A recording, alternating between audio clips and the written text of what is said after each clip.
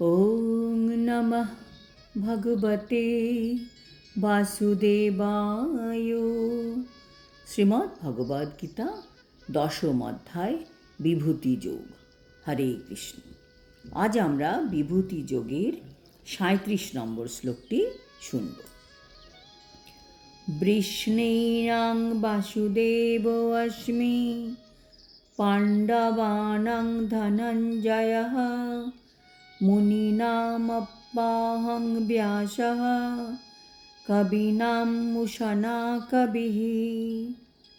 অনুবাদ: বৃষ্ণীদের মধ্যে আমি বাসুদেব এবং পাণ্ডবদের মধ্যে আমি অর্জুন, মুনিদের মধ্যে আমি ব্যাস এবং কবিদের মধ্যে আমি উষনা। তাৎপর্য: কৃষ্ণ বলছেন, বৃষ্ণীদের মধ্যে আমি বাসুদেব। যদুবংশকে বলা হয় বৃষ্ণী। শ্রীকৃষ্ণই আদি পরমেশ্বর ভগবান এবং বলদেব তার সাক্ষাৎ কায়বহ।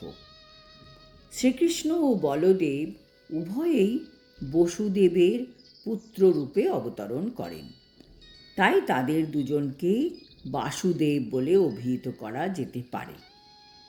অন্য আরেকটি দৃষ্টিভঙ্গি থেকে বিচার করলে বলা যায় যে, যেহেতু শ্রীকৃষ্ণ কখনোই বৃন্দাবন পরিত্যাগ করে যান না, তাই অন্যত্র প্রকাশিত তার রূপসমূহ তারই সাংস প্রকাশ। বাসুদেব শ্রীকৃষ্ণের সাক্ষাৎ প্রকাশ, তাই তিনি শ্রীকৃষ্ণ থেকে অভিন্ন।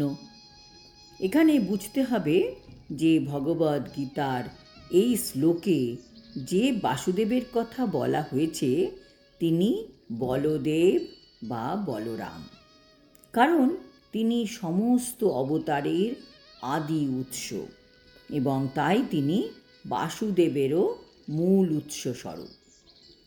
ভগবানের সাক্ষাৎ প্রকাশেরা সাংস এবং এছাড়াও বিভিন্নাংশ নামে তার আরেকটি প্রকাশ রয়েছে, অনুচৈতন্যরূপ সাধারণ জীব। আবার পাণ্ডবদের মধ্যে তিনি হলেন অর্জুন। পাণ্ডুপুত্রদের মধ্যে অর্জুন ধনঞ্জয় রূপে বিখ্যাত। তিনি নরশ্রেষ্ঠ, তাই তিনি শ্রীকৃষ্ণের প্রতিনিধি।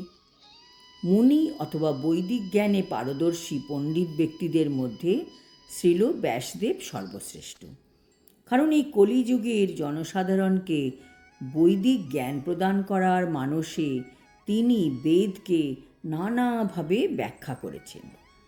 আবার ব্যাসদেবকে ভগবান শ্রীকৃষ্ণের অবতারও বলা হয়, তাই তিনি শ্রীকৃষ্ণের প্রতিনিধি। কবি তাদের বলা হয় যারা যে কোনো বিষয়ে পুঙ্খানুপুঙ্খভাবে চিন্তা করতে সক্ষম। কবিদের মধ্যে দৈত্যদের কুলগুরু উষ্ণা বা শুক্রাচার্য শ্রেষ্ঠ। তিনি অত্যন্ত বুদ্ধিমান এবং দূরদৃষ্টি সম্পন্ন রাজনীতিজ্ঞ ছিলেন। এভাবে শুক্রাচার্য শ্রীকৃষ্ণের বিভূতির আরেকজন প্রতিনিধি। আজ এখানেই শেষ করছি। আগামী শ্লোকে আমরা ভগবানের আরও বিভূতি সম্বন্ধে জানতে পারব। হরি ওম তৎসৎ। হরে কৃষ্ণ।